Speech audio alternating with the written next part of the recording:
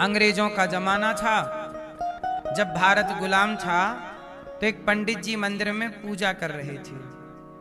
अंग्रेज आया, पंडित जी से बोला कि लो 4 चीजें लाया हूं, एक चीज तो ग्रहण करनी पड़ेगी वरना गोली मार दूंगा। पंडित जी के कनपटी पर रख ली गोली, बंदूक अंग्रेज ने, और कहा कि ये 4 चीजों में एक तुम्हें ग्रहण करना पड़ेगा। पंडित जी, क्या क्या था उसमें? उसमें था मांस। अंग्रेज बोला पंडित जी मांस खा लो। पंडित जी बोले भैया गोली मार दो, मर जाएंगे पर धर्म नहीं छोड़ेंगे, मांस नहीं खाएंगे। अंग्रेज बोला कोई बात नहीं, तुम इतने गरीब हो, ये हम तुम्हारे लिए पैसा लाए हैं ढेर सारा, ये पैसा रख लो।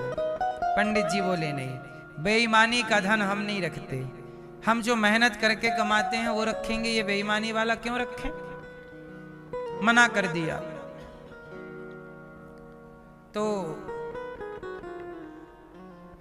अंग्रेज बोला भाई ये तो पक्का है। तीसरा बोला कि ये पराई औरत तुम्हारे लिए लाए हैं, तुम्हारे संग रहने को, भागने को तैयार है, बड़ी सुंदर है, तुम इसके संग रह लो।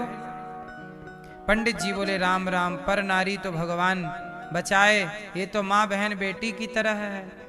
पंडित जी ने 3 चीजें मना कर दी और तीनों खतरनाक हैं। अब आप लोग बताइए कि 3 चीजें आपको मिल जाएं तो आप का हाल क्या होगा? यदि आप भी संभल गए तो पंडित जी की तरह। अच्छा, अंग्रेज बोला कि ये 4थी चीज है दारू, शराब, ये पी लो वरना गोली मार दूंगा। पंडित जी बोले कि ये तो दारू पानी है, पानी पीऊंगा निकल जाएगी, पच जाएगी, जान बची तो लाख उपाय। पंडित जी अंग्रेज के कहने से पी गए, और जब पिए और जब दारू चढ़ी, तो जब दारू का नशा चढ़ा तो उनका जो अपना विवेक था, शराब भीतर गई और स्वयं का विवेक, स्वयं की बुद्धि को उसने नष्ट कर दिया, और पंडित जी के बुद्धि बिगड़ गई, चूंकि शराब तो बिगाड़ती है। अब पंडित जी उस स्त्री को अभी कह रहे थे कि ये माँ बहन बेटी है, अब उसके संग जाने को तैयार हो गए। वो सोना, वो पैसा जो बेईमानी का था रखने को तैयार हो गए, मांस खाने को तैयार हो गए। तो जिन पापों से उनकी बुद्धि, उनका मन उन्हें बचा रहा था, शराब पीने के बाद वो सारे पाप कर गए जो वो शराब के पहले जान रहे थे कि ये गलत है। तो शराब क्यों नहीं पीनी चाहिए, इसलिए हमने ये बात बताई कि शराब पी लेने के बाद सारे पापों में मन लगने लग जाता है, बुद्धि पापी हो जाती है। इसलिए पाप ना चढ़ पाए आपके ऊपर, इसलिए शराब से बचिएगा, क्योंकि शराब पीने वाला ऐसा कोई पाप ना रहेगा जो वो ना कर चुका हो।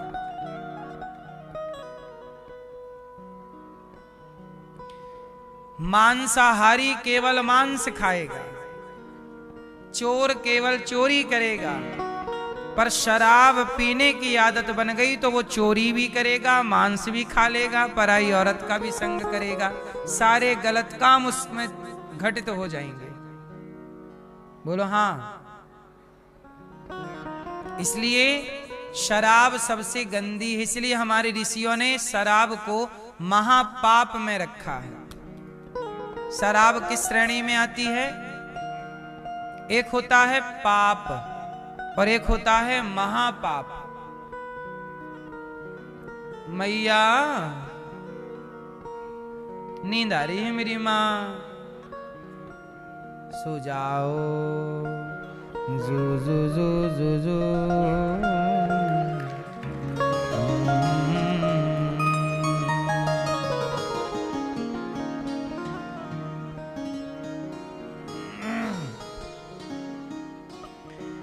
शराब को किस में रखा है मेरी माँ? इसलिए शराब नहीं पीनी चाहिए। अब तो बढ़ते हुए कलिकाल में मैंने सुना है कि माताएं भी दारू पीने लग गई कुछ। सही है? मैंने सुना है, देखा नहीं। सही है गलत है? मैया आप बताओ सही है गलत है? अब तो माताएं भी पीने लग गई दारू। मैंने सुना सिगरेट भी पीने लग गई हैं। जब से माताएं सिगरेट पीने लग गई, सिगरेट के रेट बढ़ गए, पुरुष परेशान है, लो महंगी हो गई।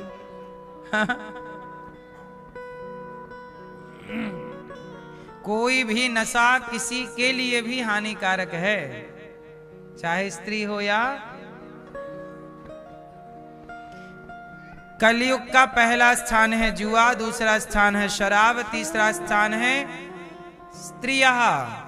पराई औरत को देखना पाप है। कलयुग कहां है? जहां पर स्त्री पर पुरुष में नियत गई तो खोपड़ी में कलयुग आके बैठा भ्रष्ट कर देगा। विनाश काले विपरीत बुद्धि, जब नाश मनुज पर छाता है, पहले विवेक मर जाता है। इसलिए पराई औरत से बचिएगा।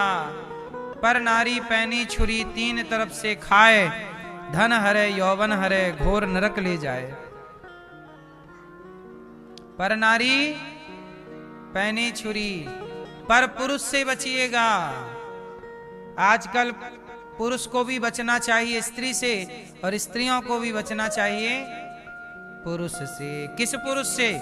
पर यहां पराये की बात है। अपनी पत्नी से भी आप अब बच के जाओगे कहां? पति से कहां बचोगे? पर पराये पुरुष से बच के रहना, क्योंकि पर के चक्कर में रावण का नाश हो गया, पराई के चक्कर में दुर्योधन का सर्वनाश हो गया। बोलो हाँ, आप बस संभल के रहिएगा। तो कलयुग का स्थान है यहां पर द्यूतम पानम स्त्रिया सूना, मांसाहार, हत्या, इसलिए मांसाहार नहीं होना चाहिए। पांचवा स्थान है कलयुग का बेईमानी से कमाया गया धन। धन में भी कलयुग रहता है। अच्छा, धन में कृष्ण भी रहते हैं। धन में किसका वास है? भगवान कृष्ण का। और धन में कलयुग का भी वास है। जो मेहनत से आप कमाते हैं उसमें कृष्ण का वास होता है, और जो बेईमानी से धन कमाते हैं उसमें कलयुग का वास होता है। इसलिए धन कमाना चाहिए, ईमानदारी से कमाना चाहिए, ईमानदारी से उसे सही जगह खर्च करना चाहिए, गलत जगह खर्च ना करो। सही है? पैसा में कलयुग भी होता है और कृष्ण भी होते हैं। इसलिए जो मेहनत का धन है वो फलीभूत होता है, और जो बेईमानी का धन है वो पतन का कारण बन जाता है। इसलिए देखा होगा कि मेहनत ईमानदारी का धन पीढ़ियों तक चलता है, और बेईमानी का धन आपके सामने आता है और आपके सामने ही समाप्त हो जाता है। बेईमानी के धन की एक्सपायरी डेट है, जबकि ईमानदारी के धन की एक्सपायरी डेट नहीं है। तो धन दो तरह का है। इसलिए कौन सा? इसलिए आजकल ना आपने देखा होगा हमारे देश में कितना भ्रष्टाचार है। जो भ्रष्टाचार कर रहे हैं वो 1000, 500, 200, 100 रुपया के लिए अपनी नियत बिगाड़ लेते हैं। बोलो हाँ, उन्हें लगता है कि हम 100 रुपए इनसे कमा लेंगे, 200 रुपए कमा लेंगे तो हमारा घर ठीक चलेगा। भ्रष्टाचार करने वाले की संतानों को देखिएगा आप, बैकग्राउंड चेक करिए ना। जो बेईमानी से धन कमाएगा उसका आगे हिसाब देख लीजिए। इसलिए बचिएगा पाप से, गलत से बचिएगा, धन कमाओ ईमानदारी। भगवान अब राजा परीक्षित जी सिर पर मुकुट पहने हैं, वो कलयुग बैठ गया। जरासंध की मुकुट थी सोने की। भगवान ऐसी कृपा हुई कि जरासंध के मुकुट पर जब परीक्षित जी के सिर पर मुकुट आई, कलयुग बैठ गया। कलयुग ने राजा परीक्षित जी की बुद्धि भ्रष्ट कर दी, और राजा परीक्षित जी को 7 दिन में मरने का शाप लगा। जिसे 7 दिन में मरना हो वो क्या करे। सुखदेव जी से परीक्षित जी ने सवाल किया। सुखदेव जी ने कहा कि भागवत सुनना चाहिए आपको। वरीयानेस ते प्रश्नः कृतो लोकहितं नृप आत्मवित् सम्मतः पुंसाम। आपने उत्तम प्रश्न किया, शास्त्र सम्मत बात की है। बहुत श्रेष्ठ सवाल है आपका परीक्षित जी कि जिसे जल्दी मरना हो वो क्या करे।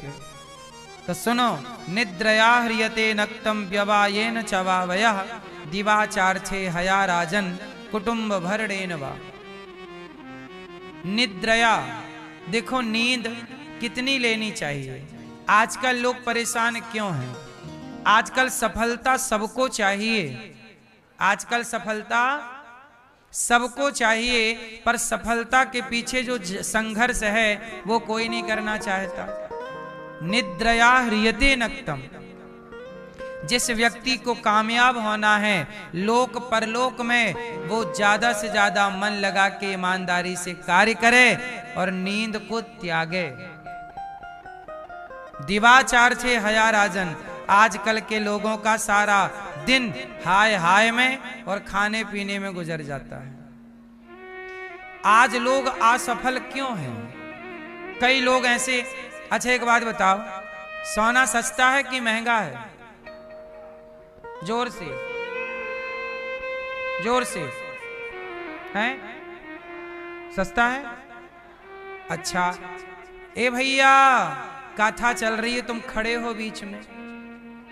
ए मेरी माँ बैठ जाओ, मोबाइल पे खींच लो, सब खींच लो मेरी माँ, मन में ना खींचना कुछ, सब मोबाइल पे ही रखना है, मन में भी रखो कुछ। ए मैया बैठ जाओ मेरी लाल पीली मैया। तभी तो सास कहती है बहू सुनती नहीं है। देखो हम भी कह रहे हैं, सुन ही नहीं रही है मैया। बैठ जाओ मेरी माँ, कथा को। ए भैया तुम काहे नहीं बैठ रहे छोरा को लेके? बैठ जाओ और जाना है जल्दी जाओ, फास्ट निकलो, बैठना है शांति से बैठिए। सुनो,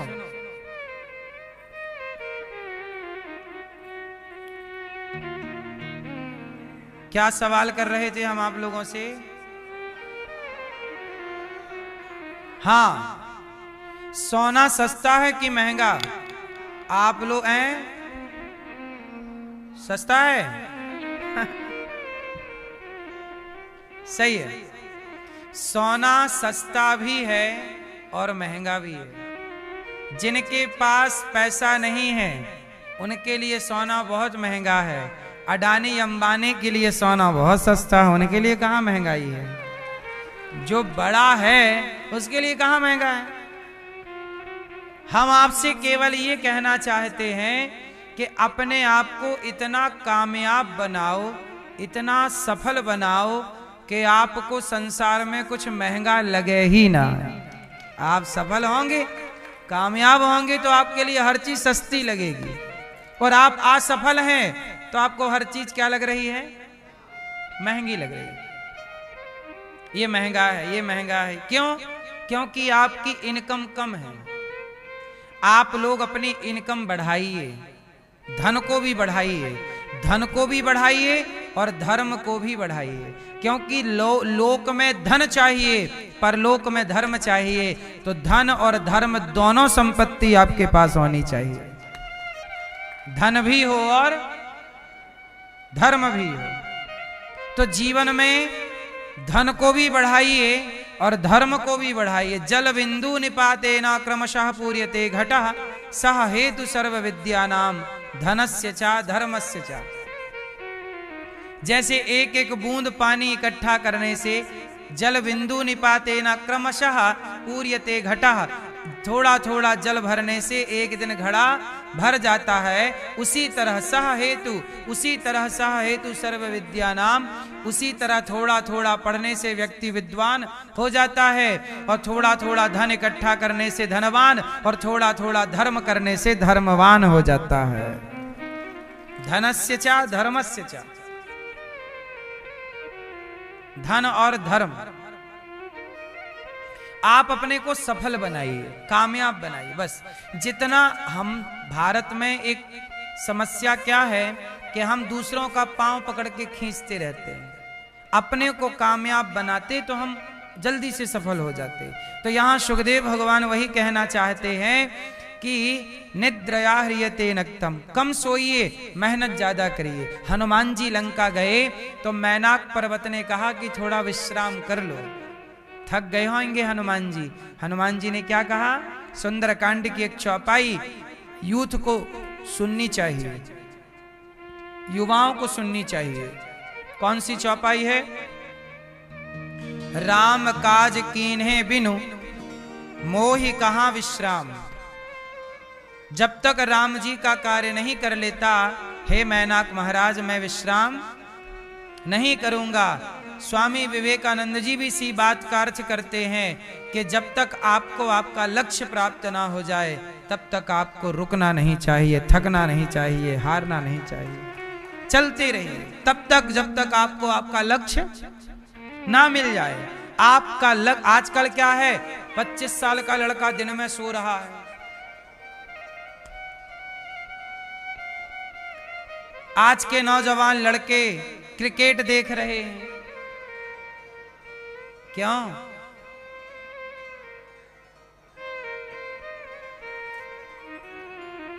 जिसके पास ज्यादा टाइम है, अर्थात फ्री है, जो व्यक्ति फ्री है, समझ लो ये व्यक्ति असफल है, और जो बिजी है वही सफल है।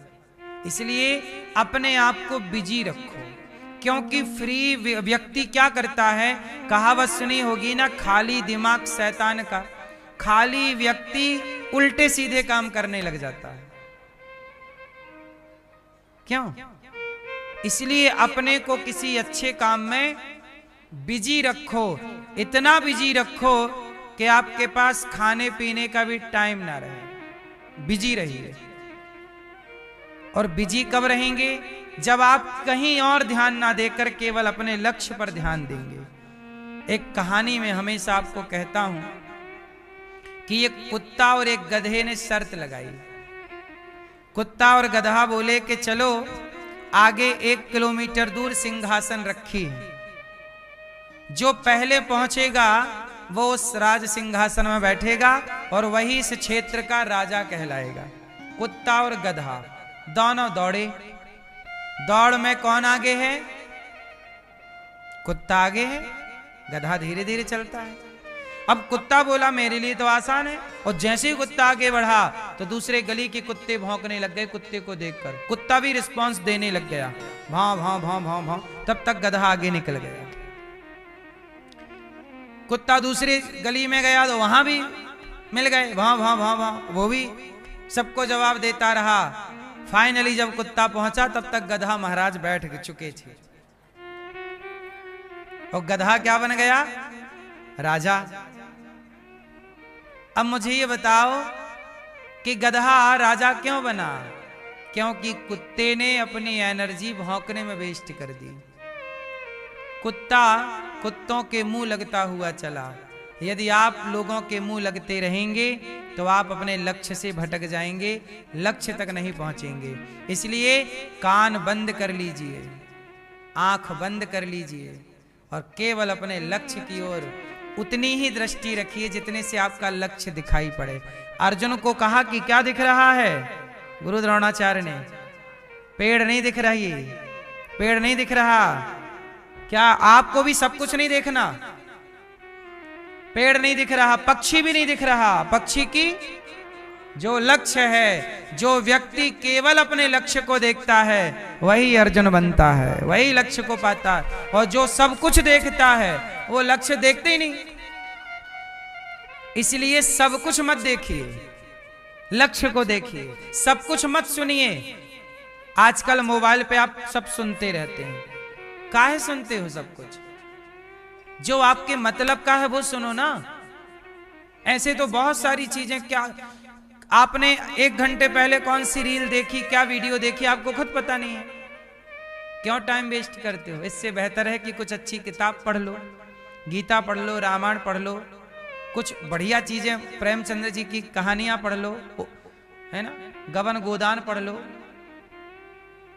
पुराने कवियों को पढ़ लो, पुराने महापुरुषों को पढ़ लो, रामचरितमानस पढ़ लो। रामचरितमानस लिखने वाले गोस्वामी तुलसीदास जी ने जितना साहित्य लिखा वो पढ़ लो।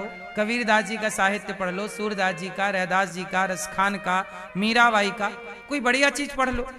इससे आपका नॉलेज बढ़ेगा, शांति मिलेगी, अच्छी चीज होगी। मोबाइल पर क्यों उलझे रहते हैं? इससे आपकी याददाश्त कमजोर हो गई, मोबाइल के चक्कर में, इंस्टाग्राम के चक्कर में। आपको चाहिए आपका लक्ष्य। आज के युवाओं को पता नहीं, आज के लड़के 4 घंटे क्रिकेट देखते हैं। क्रिकेट खेलना चाहिए, मैं खेलने का सपोर्टर हूं। खेलने से आपका शरीर स्वस्थ रहता है। क्रिकेट में दौड़ना भागना ना, मैं भी खेलता हूं, खेलने से स्वास्थ्य बिंदास रहता है। खेलना चाहिए क्रिकेट, पर देखना बिल्कुल नहीं चाहिए। देखने से क्या है, आपने अपना टाइम ही तो वेस्ट किया। और आजकल क्रिकेट कहां रहा? आजकल तो क्रिकेट जुआ हो गया है, बिजनेस है। उनका तो अपना करोड़ों पक रहे हैं, तुम्हारे 4-6 घंटे बर्बाद हो रहे हैं। जो 4-6 घंटे आपने क्रिकेट देखे हैं, याद रखो, ये दास अनिरुद्ध में आपके सामने बैठा हूं ना, मैंने आज तक कभी मैंने क्रिकेट जब हमारे देश का किसी देश से होता है तो मैं ये सुन लेता हूं कि कौन जीता, भारत जीता, खुशी मुझे रहती है कि चलो हमारा देश जीत गया। पर हम बहुत डीप पे घुस के नहीं देखते, टाइम नहीं है ना। और जब बचपन में था तब भी मैं नहीं देखता था। मुझे लगता था कि जितना टाइम मैं क्रिकेट देखने में लगाऊंगा उतने में अपना कोई काम कर लूंगा, कोई एक पुस्तक पढ़ लूंगा, कोई अच्छी बात कर लूंगा। हम अपने टाइम को मैनेज करें। हम टाइम की वैल्यू समझते हैं। किसकी वैल्यू? जिस व्यक्ति ने समय को नहीं पहचाना, जिस व्यक्ति ने समय की कदर नहीं की, तो फिर समय भी उसकी कदर नहीं करता। समय की कदर करें। मैं आपको बार बार एक चीज कहता हूं कि क्रिकेट में जब आप 6 बॉल पूरी हो जाती हैं, 1 ओवर होता है, तो टीवी पर ना ऐड आने लगता है। 6 बॉल पूरी होने पे क्या गया? ऐड साबुन का हो सकता है, कपड़े का हो सकता है, कोई वो ऐड जो होता है ना भाई साहब, 1 सेकेंड का ऐड 1 करोड़ का होता है। यदि 10 सेकेंड का ऐड है उस क्रिकेट के दौरान, तो वो 10 करोड़ का ऐड है। बोलो हाँ या ना? 15 सेकेंड का ऐड है तो वो 15 करोड़ का है। उनका 1 सेकेंड 1 करोड़ का है, और तुम्हारे 4 घंटे की कोई कीमत नहीं है। हद हो गई। वो अपना 1 सेकेंड 1 करोड़ का बेच रहे हो, तुम्हारे ये 4 घंटे हा हा हा हा हा हा हा क्या मिला? वही क्रिकेट में चाहे हिंदुस्तान छक्का मारे, चाहे पाकिस्तान छक्का मारे, चाहे हिंदुस्तान जीते, चाहे पाकिस्तान जीते, उसी क्रिकेट में देखा होगा कि वहां कुछ वो रहती है ना, वो झूमर लिए घूमती रहती, वो कोई भी छक्का मारो उनको नाचने से मतलब है। हाँ बोलो हाँ। वो देखिए आपको किस तरह बुद्धू बनाते हैं। उन्हें कोई मतलब नहीं कि कौन जीत, और तुम मरे जा रहे हो, ये जीत गया, वो जीत गया। यार वो खेल है, वो खेल में जीत हार होगी, तो खेल को खेल की तरीके से देखो, युद्ध की तरीके। आजकल खेल भी खेल नहीं रहा, युद्ध हो गया, लड़ाई हो जाती है, सट्टा लग जाता है, बिजनेस हो गया, सट्टा हो गया, युद्ध। खेल खेल कहां रहा? अरे खेल का मतलब है आनंद। खेल का मतलब लड़ाई नहीं है कि तुम लड़ने लग जाओ। और हमारे देश में यही होता है। पाकिस्तान भारत का जब मैच होता है तो भारत देखो, भारत विरोधी नारे लगने लग जाते हैं इसी देश में, हाँ या ना? तो खेल खेल कहां रहा? युद्ध का मैदान बनता चला जा रहा है। इसलिए उनका 1 सेकेंड 1 करोड़ का है और आपके 4 घंटे की कोई कीमत नहीं। साहब कह दो अपने नौजवान बच्चों से कि बेटा समय को पहचानो। ये दास अनिरुद्ध ने आप लोगों की तरह समय वेस्ट किया, बर्बाद किया होता तो आज आप सबके बीच में दास सेवा ना कर रहा होता समाज की। हमने अपने हर क्षण को, हर पल को, आप बताइए दीपावली थी, गई ना भी दीपावली? कितने महीने हो गए दीपावली गई हैं? 1 महीना हो गया? 2 महीने? 2 महीने हो गए। आप लोगों की दीपावली में छुट्टी थी कि नहीं? बोलो हाँ थी। सोचिए दीपावली चली गई और दीपावली के 2-4 महीने पहले से आज तक मुझे दीपावली की अभी 2-3 दिन की छुट्टी भी नहीं मिली। मुझे अभी भी मुझे छुट्टी नहीं मिली। मैंने अभी तक छुट्टी नहीं ली 2 दिन की भी, 3 दिन की। काम करना है साहब। लोगों को अनिरुद्धाचार्य दिखता है, अनिरुद्धाचार्य के पीछे जो कार्य के प्रति प्रेम है और ईमानदारी से समर्पण है वो नहीं दिखता। यदि वो आप देख लो तो आप भी सफल हो जाओ। हमारी संडे नहीं होती, आपकी हफ्ते में 1 दिन क्या होती है? संडे। हमारी कोई संडे नहीं।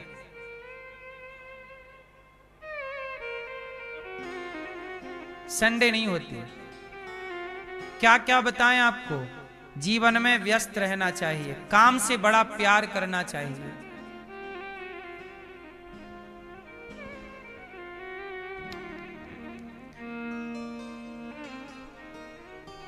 दिन भर में मैं 1 बार भोजन करता हूं। आप पूछेंगे 1 बार क्यों? 2 बार खाने का टाइम नहीं है। भोजन मैं 1 बार इसलिए करता हूं कि भोजन का टाइम नहीं है, इसलिए। शाम को मैं सूर्यास्त के बाद भोजन नहीं करता और कथा करते करते 6 बज जाता है, यहीं सूर्यास्त हो जाता है। या तो भोजन हो जाए शाम को 5 बजे, रात को खाना नहीं चाहिए। तो मेरे पास शाम को भोजन करने का टाइम नहीं रहता, फिर मैं रात को भोजन ही नहीं करता। सुबह टाइम भोजन करता हूं। और कई बार ऐसा होता है कि भोजन का दिन में भी टाइम, जैसे आज की ही बात ले लीजिए। आज कुछ पत्रकार आ गए, उनके संग में चला गया, उनके साथ बातचीत करने टाइम उन्होंने लिया था। मिलते जुलते मेरे पास आखिरी में 10 मिनट बचे। मैं ऊपर बोला भी भक्तों से कि मेरे पास अब 10, कथा शुरू होनी थी 3 बजे और 10 मिनट पहले मैं ऊपर बैठा भक्तों से मिल रहा। तब मैंने भक्तों से कहा कि 10 मिनट हैं, या तो मैं आपसे मिलूं या तो भोजन करूं, बताओ क्या करूं।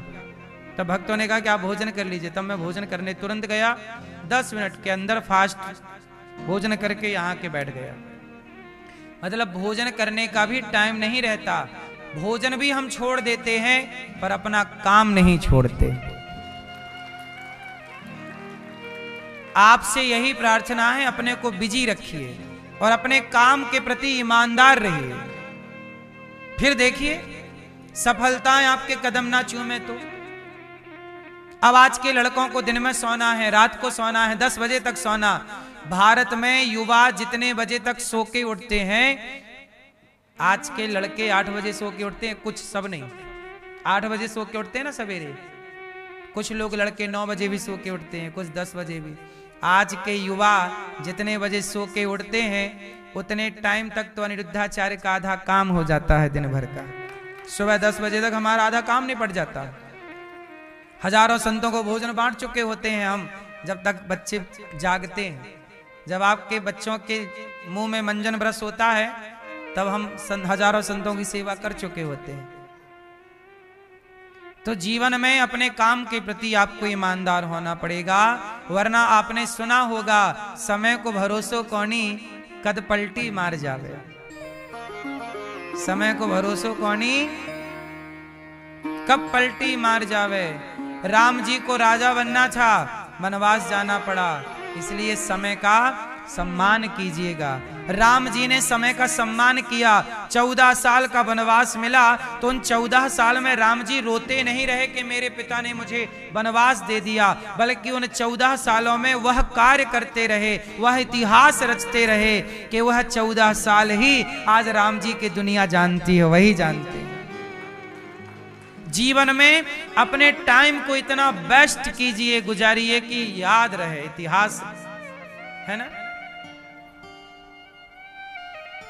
कहते हैं ना,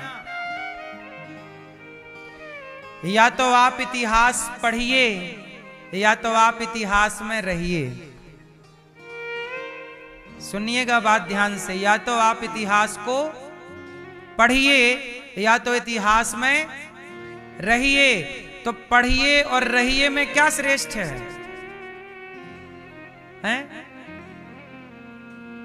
हैं? रहिए। हाँ, जो व्यक्ति इतिहास में रहना चाहता है, आज आप इतिहास में महापुरुषों का पढ़ते हैं लेख, महापुरुषों के बारे में, आप भी क्यों नहीं महापुरुष बनने का प्रयास करते कि आपको भी दुनिया आगे चल के पढ़े, आपको रिसर्च करे, आपके बारे में अध्ययन करे। इसके लिए आपको महान विचार वाला बनना होगा। व्यक्ति महान बनता है अपने विचारों से। सुखदेव भगवान ने कहा कि जितासनो जितश्वासो जित संगो जितेंद्रिय। परीक्षित जी ने कहा, गुरुदेव जीवन में कितना पैसा कमाना चाहिए? हमारे शास्त्र कहते हैं, सत्याम क्षितौ किम कसिपोह प्रयासैर बाहु स्वसिद्धे युपवर्हणै किम। जीवन में उतना धन कमाना चाहिए जितने में आपकी जरूरतें पूरी हो जाएं, और जरूरत पूरी होने के बाद संतोष। गौधन गजधन बाज धन और रतन धन खान, जब आवे संतोष धन सब धन धूरी समान। ये बात सुखदेव जी समझा रहे हैं परीक्षित जी को भागवत जी में। चीराणि किम पथि न संति दिशंति भिक्षाम नैवांग्रिपाह परिभ्रतः सरितोप्य सुस्यन। जीवन में कितना पैसा कमाना चाहिए? आप बताओ, आप लोगों के हिसाब से कामयाब सफल व्यक्ति कौन है? चश्मा वाले भैया बताओ, आपके हिसाब से सफल पर्सन कौन है? सफल व्यक्ति कौन है? ये काम, चश्मा वाले भैया फास्ट, आप बताओ बगल वाले भैया। आपके जीवन में सबसे सफल व्यक्ति कौन है? संतुष्ट हो, संतुष्ट हो, ये परिभाषा इनकी है। आपकी परिभाषा क्या होनी चाहिए? सफल व्यक्ति किसे कहते हैं आप? हैं? सफल व्यक्ति आप किसे मानते हैं? जो संतोषी है। ये तो हो गई बात, आगे भी कुछ बोलो, कुछ और विचार रखो। मंजिल क्या है?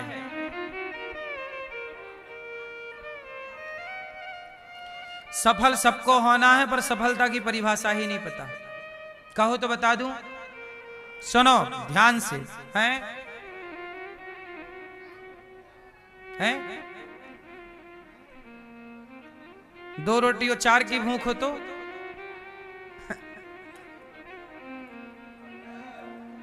चलो सुनो, देखो सफल व्यक्ति कौन? कुछ लोग कहते हैं टाटा बिड़ला सफल हैं। नहीं, जो परिभाषा हम आपको बताएंगे वो आपके बहुत काम आएगी, सुनिएगा। सफल व्यक्ति वो है जिसने अपनी मेहनत से अपने लिए एक घर बना लिया हो, अपने पैसों से बच्चों को पढ़ाता लिखाता हो, और अपने कमाई से, अपने पैसे से जरूरत पड़ने पर अपने माता पिता की दवाई करा सके। जिसे किसी के आगे बेटे की फीस भरने के लिए किसी के आगे हाथ ना फैलाना पड़े कि भैया महीना हो गया, बेटे के नाम कट जाएगा तो आप फीस दे दीजिए, जरा मदद कीजिए। जो व्यक्ति अपने बच्चों को बढ़िया पढ़ा रहा है, अपनी पत्नी को खुश रखा है, अपने माँ बाप की सेवा कर रहा है, दवाई अपने बल पे करा रहा है, संकट आने पर किसी के आगे उसे हाथ फैलाने की जरूरत नहीं पड़ती, अपनी कमाई से अपने लिए छोटा सा घर बना लेता है, मुझे लगता है कि आज के युग में इससे अधिक सफल व्यक्ति कोई नहीं हो सकता, जिसे किसी के आगे हाथ पसारने की आवश्यकता। जो व्यक्ति बात बात पे हाथ पसारता हो, ये असफल व्यक्ति है। तनिक सा खर्चा बढ़ गया, बेटे की फीस नहीं भर पा रहे हैं, ये गाड़ी तो ले ली, किस्त नहीं चुका पा रहे हैं, घर तो बना लिया, किस्त नहीं चुका पा रहे हैं, ये असफलता की पहचान है। जितना चादर है उतना पांव पसारिए और अपनी काबिलियत बढ़ाइए, अपने को बेहतर बनाइए। बस यदि आपने अपनी जिम्मेदारियां, आजकल के बच्चे ना बाप के भरोसे हो गए हैं। कुछ बच्चे कैसे हैं, पिता पर आश्रित हैं। पापा बच्चे की फीस भरेंगे, पिताजी हमारे लिए गाड़ी दिलाएंगे, पिताजी मोबाइल दिलाएंगे। सोचो ये दास अनिरुद्ध है, हमारे पिताजी ने हमें कभी मोबाइल नहीं दिलाया। हमने मोबाइल भी खरीदा है तो अपने मेहनत करके, कमाई करके खरीदा है। हमें संगीत सीखना था और हमें हारमोनियम चाहिए थी। सोचिए ये बात 2007 की है। हमें संगीत सीखना था और हमारे पास हारमोनियम नहीं थी। तब हमने काम किया और हमें काम करने में 3000 रुपए मिले। जब 3000 रुपए मिले तो मैंने उस पैसे से हारमोनियम खरीदी। आज भी मेरी पहली कमाई की वो हारमोनियम मेरे पास है। वो मेरे जीवन की पहली कमाई थी और मैंने पहली कमाई मैं चाहता तो मोबाइल ले आता। मेरे दोस्त लोग मोबाइल लाए थे, वो क्या लेके आए थे, मोबाइल। मैं मोबाइल नहीं लाया। हमारे घर में बड़ी गरीबी थी। हमारे पिताजी ने हमें आखिरी बार मेला घूमने के लिए 2 रुपए दिए थे। वो 2 रुपए मेला घूमने के लिए दिए थे। उसके बाद आज तक हमने पिताजी से पैसे नहीं मांगे। आज तक 1 रुपए नहीं मांगा। जितने भी काम किए हैं खर्चे, हमें लगा कि हमें मोबाइल की जरूरत है, हमने काम किया और मोबाइल खरीदा। हमें लगा कि हमारे पास टीवी होनी चाहिए। बचपन में मुझे एफएम सुनने की बड़ी, छोटे बच्चे ना, हमारे गांव में एक हमारा दोस्त है, वो एफएम ले आया।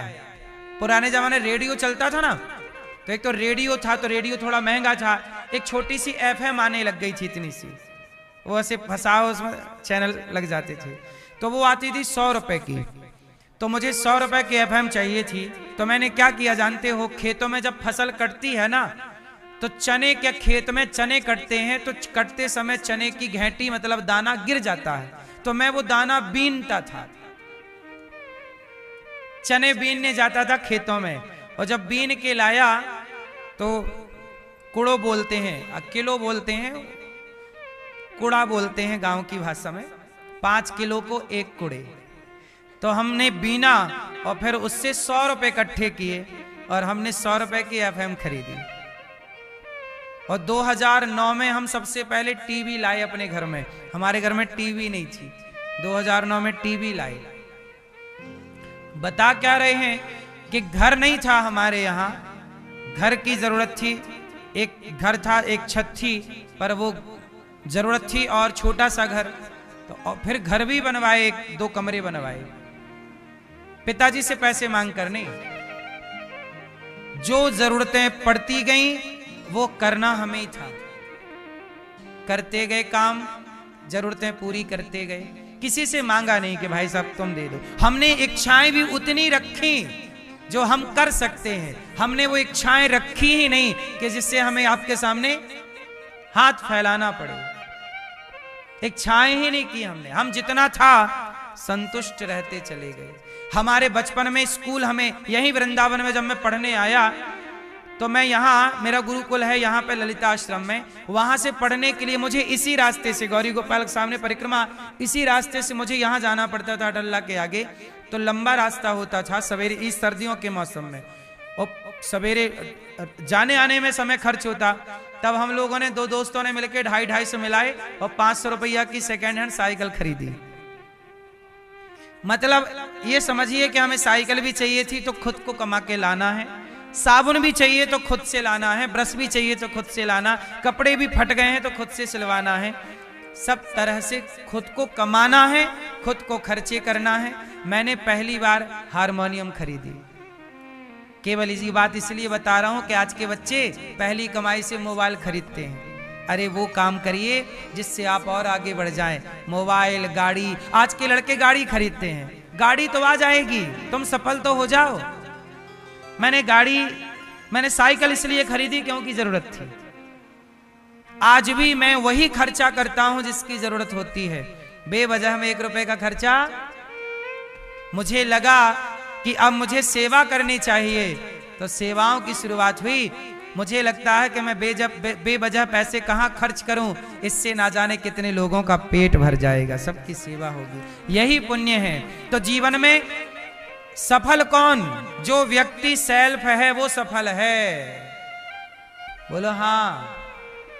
तो आप लोगों को भी स्वावलंबी बनना चाहिए, आश्रित नहीं रहना चाहिए माता पिता पर भी। स्वयं अगर निर्भर बनोगे, दूसरों पर गिड़गिड़ाओगे, तो अपना मान भी सम्मान भी सब कुछ गवाओगे। इसलिए कहता हूं कि आश्रित पिता पर भी मत रहो। आजकल हमारे देश में एक दूसरी बीमारी चल पड़ी है। लड़के लोग कहते हैं कि हमें गाड़ी चाहिए, ब्याह में गाड़ी चाहिए, दहेज में। हद होती है। गाड़ी का शौक है और मांग रहे हो भीख, शर्म नहीं आती? अरे गाड़ी में बैठना बुरा नहीं है साहब, पर ससुर जी से मांग कर बैठे तो क्या बैठे, वो भिखारी बन करके गाड़ी पाए तो क्या पाए। छोटी ही गाड़ी खरीदना अपनी मेहनत की कमाई से खरीदो। क्या तुम दहेज मांग रहे हो, भीख मांग रहे हो? मांगे से मरना भला। क्यों जी? मेरा उद्देश्य है, ऐसे मांगना नहीं चाहिए। क्यों है? हाँ, एक डिफेंडर मांग रहा, उसको पर हमने समझाया। हाँ, आप लोग 2 हाथ पांव वाले हैं, समझदार हैं। ईश्वर ने जितनी ताकत अडानी अंबानी को दी है, जितनी बुद्धि उनके पास है, जितना खून उनके शरीर में है, जितनी हड्डियां उनके शरीर में है, सेम वही चीजें आपके पास। ईश्वर ने भेद नहीं रखा ना। अडानी अंबानी और आप में कोई भेद नहीं रखा ईश्वर की ओर से।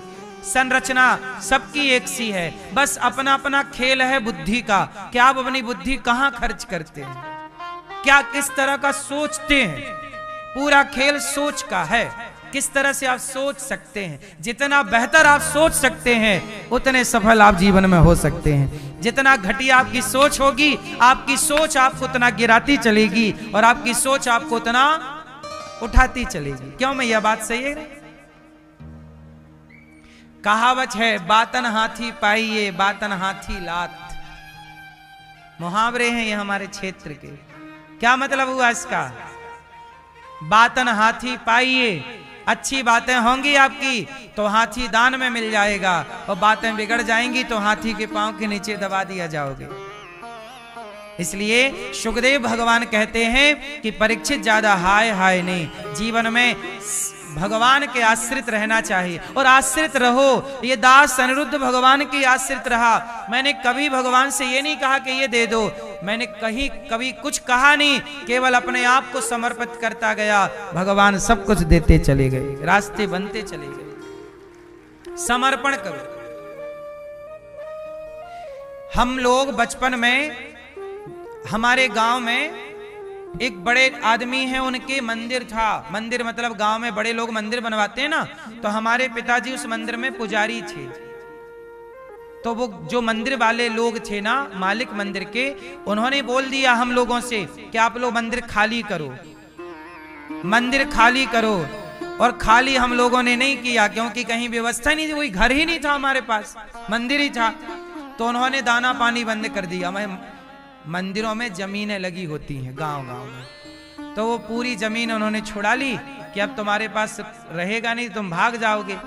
कई साल तक हमने भिक्षा मांग मांग के गांव में, और जो दाल रोटी मिलती थी, मतलब भिक्षा में क्या मिलता है, आटा दाल चावल, उसी से भगवान को भोग लगाते रहे और भगवान जी की सेवा ईमानदारी से करते रहे।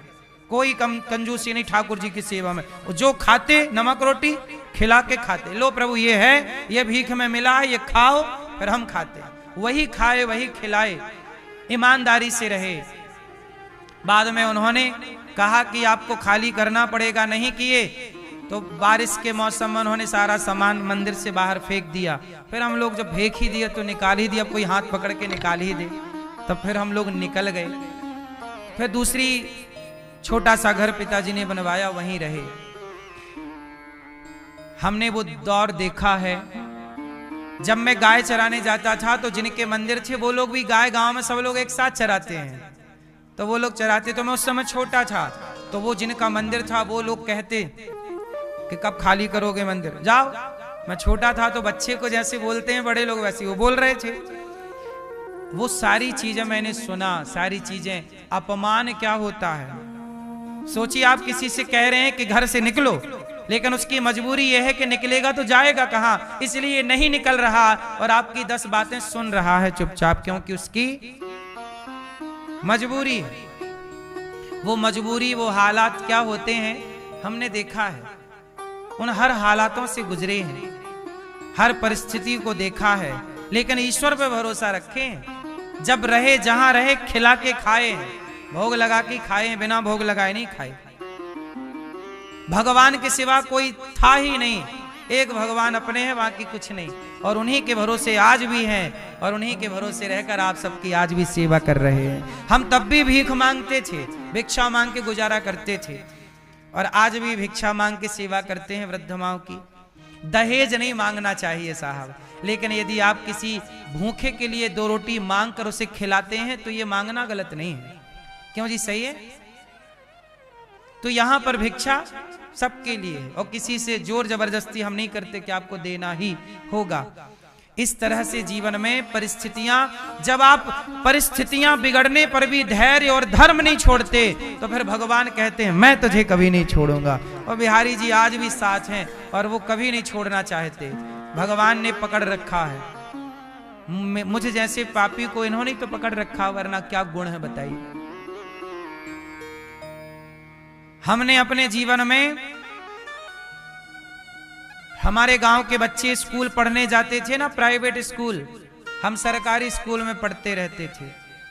हम भी कहते थे पिताजी से कि ये वाला प्राइवेट स्कूल में, जहां प्राइवेट स्कूल में क्या टाई वाई लगा के जाते थे लड़के, ड्रेस था, और हम सरकारी वाले फटी शर्ट पहन के, फटा पैंट पहन के गए। हमारा जो बैग था ना, स्कूल बैग, वो काय का बना था पता है? सीमेंट की बोरी आती है, वो सीमेंट की बोरी का बैग, उसमें पुस्तक भरे, टांगे चले स्कूल। ये सरकारी स्कूल में मैं रहा हूं, 7वीं तक सरकारी स्कूल में पढ़ा। फिर प्राइवेट स्कूल की मैंने जिद की पिताजी से कि हमें भी वहां पढ़ाओ।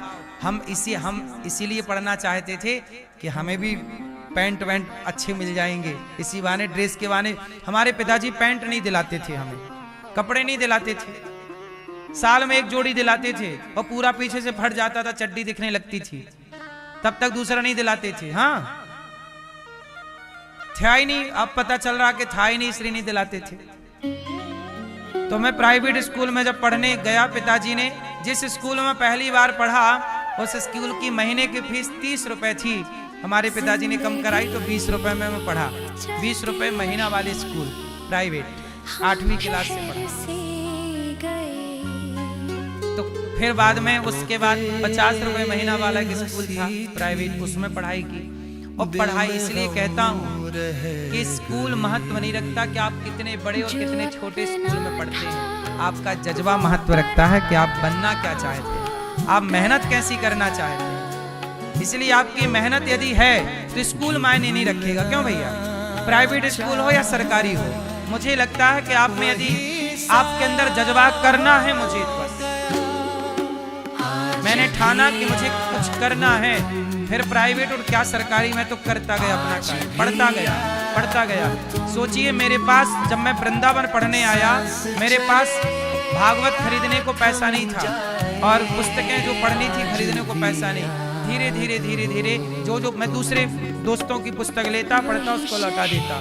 धीरे धीरे मुझे जो पुस्तक पढ़नी थी, फिर मैं क्या करता, पुस्तक की दुकान में खरीदने के बहाने चला जाता, और घंटों खड़े होके पढ़ता रहता वहां। वो बोला क्यों, कौन सी खरीदनी है? हाँ, बता रहे हैं कौन सी खरीदेंगे, पैसे तो थे नहीं, पढ़ना था तो खरीदे, वहां खड़े हैं पढ़ रहे हैं। और जब उसने देखा कि तो खरीद ही रहा, भगा देता, तब भगाए तो भाग के आ जाए। ऐसे काम चलता है। तो कुल मिला के ये है कि पढ़ना यदि आप चाहते हैं तो लक्ष्मी सरस्वती सब आपके साथ है, ईश्वर भी आपके साथ है। इसलिए कहते हैं कि बस आपका जज्बा होना चाहिए, आपकी इच्छा शक्ति मजबूत होनी चाहिए, नीति और नियत सही है तो ईश्वर सदा आपके साथ है। नीति ना बिगड़े आपकी और नियत ना बिगड़े, बस हे भगवान आपके साथ हैं। सुखदेव भगवान राजा परीक्षित जी से बोले, नमः परस्मै पुरुषाय भूयसे सदुद्भवस्थान निरोध लीलया। जब मैं वृंदावन पहली बार आया यहाँ गुरुकुल में, तो हमारी यहाँ कोई पहचान नहीं थी, जान पहचान। तो जिस आश्रम में रहने आया ना, हम पढ़ने आए, वहाँ के मैनेजर ने कहा कि जाओ, तुम्हें नहीं रखेंगे गुरुकुल में। तो हम वापस जाने लगे, तो बिहारी जी का दर्शन करने पहली बार गए। तो मैं जब पहली बार 2006 की बात है, ये बात है 17 जुलाई की, 2006 17 जुलाई। मैनेजर ने मना कर दिया कि आपको नहीं रखेंगे। तो पिताजी बोले अब चलो वापस। तो अच्छा, मैंने अपनी पढ़ाई जो है वहाँ गांव में की। उसके बाद मैंने जिद करी अपने पिताजी से कि मुझे वृंदावन भेजो, भागवत पढ़नी है। पिताजी ने नहीं भेजे, 1 साल तक नहीं भेजे। मैं 1 साल तक जिद करता रहा, और जब फाइनली वृंदावन आया तो मैनेजर ने मना कर दिया, आपको नहीं रखेंगे। तो बिहारी जी के पास गए और बिहारी जी से मैंने कहा, बिहारी जी जहाँ सब लोग चप्पल जूते उतारते होंगे मैं वहाँ रह लूंगा, पर मुझे अपने वृंदावन से दूर ना कीजिए। जब मैंने ये कहा तो देखो वृंदावन में बिहारी जी ने अपने इतने करीब बुला लिया, इतने करीब बुला लिया। लोग कहते हैं भगवान सुनते नहीं, सुनते हैं, मैं गवाह हूं।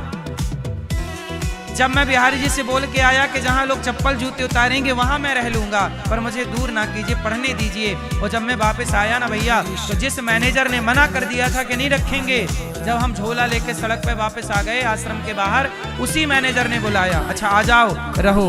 और फिर बाद में वहीं रहे और पढ़े, और पढ़ के आपके सामने बैठ के आपकी सेवा करें। ये बिहारी जी की कृपा है। लोग कहते हैं भगवान सुनते नहीं, मेरी माँ ले बेटा सुनते हैं।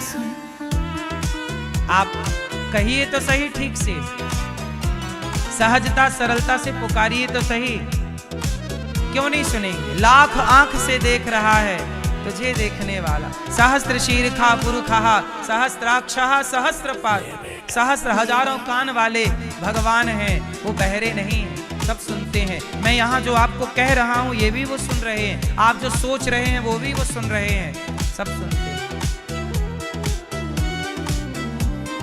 भगवान सुखदेव जी कहते हैं राजा परीक्षित जी ने कहा कि भगवान सृष्टि कैसे करते हैं। कहा कि भगवान नारायण की नाभि से कमल में ब्रह्मा जी प्रकट हुए और ब्रह्मा जी ने सृष्टि का क्रम स्टार्ट किया। और भगवान इतने दयालु हैं कि एक बार भगवान शांति दूत बनकर गए, तो शांति का प्रस्ताव दुर्योधन को दिया कि 5 गांव दे दो, नहीं दिया। और बोला कि अच्छा मेरी माँ ने भोजन बनाया है। भगवान ने कहा दुर्योधन हम तेरे घर भोजन नहीं करेंगे, तूने मेरी बात तो मानी नहीं। कहा मैंने कि पांडवों को दे दो 5 गांव, कहाँ दिया? जब तूने मेरी बात नहीं मानी, तूने मेरे वचनों का सम्मान नहीं किया, मैं तेरे भोजन करके तेरे वचनों का सम्मान क्यों करूं? मेरा निमंत्रण तो काकी जी के घर है। भगवान दुर्योधन के 56 भोग को छोड़ करके और पैदल चल के जंगल गए, जहां विदुर विदुरानी कुटिया में रहा करते थे। अच्छा, ये विदुर विदुरानी कौन है? धृतराष्ट्र, पांडु और विदुर जी, ये तीनों एक पिता की संतान, पर तीनों की मां अलग अलग। क्रम समझ में आया कि नहीं? क्रम इस तरह से है कि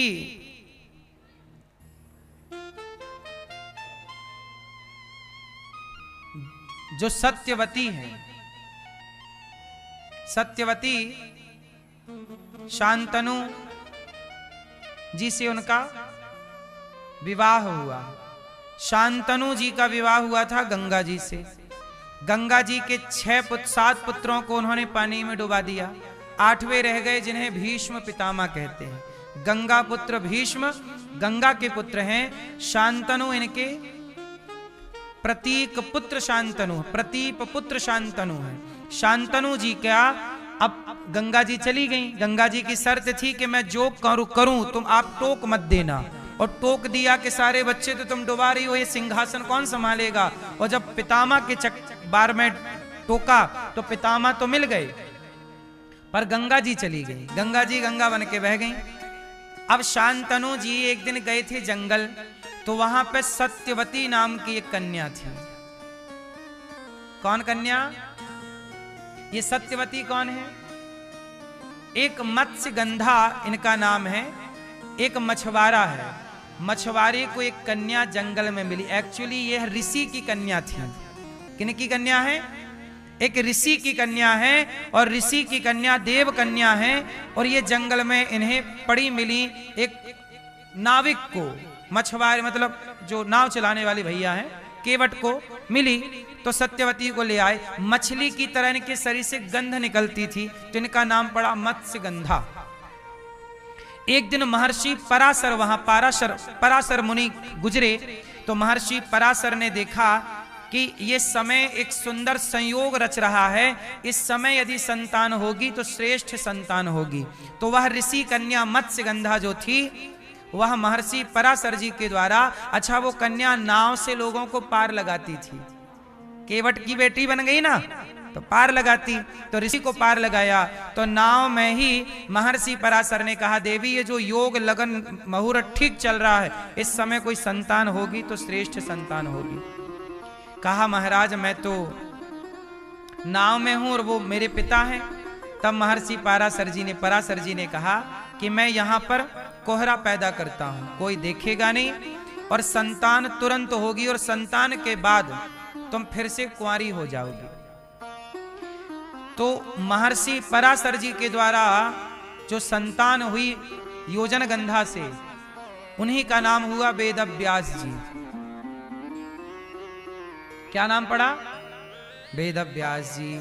अच्छा, वेदव्यास जी का हो गया जन्म, और वेदव्यास जी का जन्म हुआ, वो भी चले गए तुरंत। और बाद में कहा कि महाराज आप से मैं कुछ मांगूं क्या? बोले मेरे शरीर से ना दुर्गंध निकलती है मछली वाली, कृपा करो। तब महर्षि पराशर ने कहा तूने मेरे वचनों का आदर किया, जा मैं तुझे वरदान देता हूं कि तेरे शरीर से दुर्गंध नहीं सुगंध निकल पड़ेगी। और उनके शरीर से सुगंध निकलती, इसलिए नाम पड़ा योजनगंधा। योजनों तक इनके शरीर से क्या निकलने लगी? सुगंध, इसलिए इनका नाम पड़ा योजनगंधा। अब क्या हुआ, महर्षि जो गंगा जी के पति शांतनु हैं, शांतनु एक दिन मत्स्यगंधा योजनगंधा को देखे तो मोहित हो गए।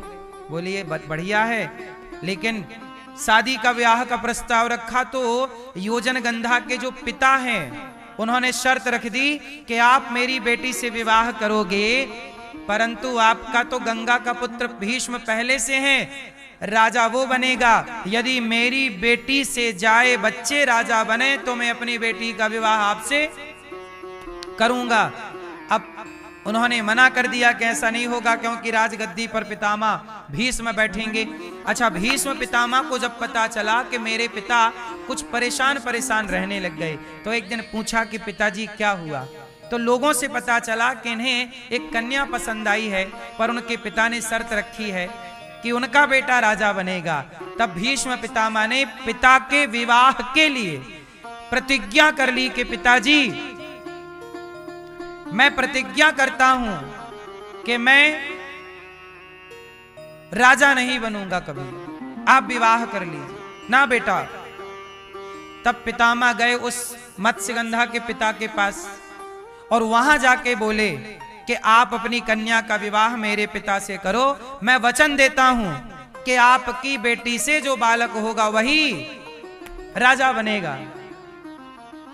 तो वो केवट चतुर था, केवट बोला कि चलो आप राजा नहीं बनोगे, पर जो आपका बच्चा होगा वो तो राजा बनेगा। तब पितामह ने कहा कि मैं वचन देता हूं, आज से मैं दिशाओं को साक्षी मानकर, देवताओं को साक्षी मानकर प्रतिज्ञा करता हूं कि मैं आजीवन ब्रह्मचर्य का पालन करूंगा और मैं विवाह ही नहीं करूंगा। ये पितामह की प्रतिज्ञा हो गई। और इस सिंहासन पर, हस्तिनापुर की सिंहासन पर जो बैठेगा मैं उनकी सुरक्षा करूंगा। अब ये बात जब शांतनु को पता लगी कि मेरे बेटे ने प्रतिज्ञा कर ली कि वो कभी विवाह नहीं करेगा और कभी संतान उत्पत्ति नहीं करेगा, तब पिता ने वचन व आशीर्वाद दिया, वाह बेटा तूने अपने पिता के सुख के लिए अपना सुख त्याग दिया, जा बेटा मैं तुझे वरदान देता हूं जब तक तू नहीं चाहेगा तेरी मृत्यु नहीं होगी। इच्छा मृत्यु का वरदान पितामह को पितामह के पिता ने दिया था। इच्छा मृत्यु क्या है कि जब तक आप नहीं चाहेंगे आपकी मृत्यु, तो पिता का आशीर्वाद ऐसा रहा, कहते ना देखो पिता का आशीर्वाद ऐसा है कि वो अमर बना देता है। पितामह एक तरह से अमर ही तो थे। इच्छा मृत्यु जब तक नहीं चाहेंगे धरती की कोई शक्ति उन्हें मार नहीं सकती। भगवान के सुदर्शन में भी इतनी ताकत नहीं थी कि पितामह को मार सकें। शिव के त्रिशूल में इतनी ताकत नहीं थी। ये वही भीष्म पितामह हैं जिन्होंने अपने गुरु महर्षि परशुराम जी को युद्ध में संतुष्ट कर दिया। पितामह हल्के फुल्के नहीं है, पिता भक्त हैं पितामह। और फिर सत्यवती का विवाह हुआ, और जब हुआ तो इनके पुत्र हुए चित्रांगद विचित्रवीर। पर चित्रांगद विचित्रवीर की जो विवाह हुआ अंबालिका। अच्छा, चित्रांगद विचित्रवीर ना एक तो क्षय रोग से और एक युद्ध में जल्दी से इनकी किसी कारणवश रोग से मृत्यु हो गई। जब रोग से मृत्यु हुई तो इनकी दो पत्नियां हैं अंबा और अंबिका और अंबालिका। अंबा अलग है, अंबा ही जाके शिखंडी बनी बाद में। क्या बनी? जिसके कारण भीष्म पितामह की मृत्यु सुनिश्चित हो गई। इन्होंने शिव से वरदान मांगा कि ऐसी शक्ति दो, ऐसा वरदान दो कि मैं पितामह को मार सकूं। अच्छा, पितामह ने काशीराज की 3 कन्या थी, तीनों का हरण कर लिया था। कथा बड़ी अद्भुत है, विषयांतर न हो, मैं सीधी बात पे पहुंचूं। अब देखो क्या हुआ कि पति की हो गई मृत्यु और घर में 2 बहुएं हैं जिनके बच्चा नहीं। तब सत्यवती ने अपने प्रथम पुत्र को याद किया, वेद व्यास जी को कहा कि इन्हें पुत्र दो। तो जो बड़ी बहू आई कहा कि इनको मैं पुत्र दूंगा, और जब वो आई तो तेज देख करके और नेत्र बंद कर ली। तब इनके पुत्र तो हुए पर अंधे हुए, जिनका नाम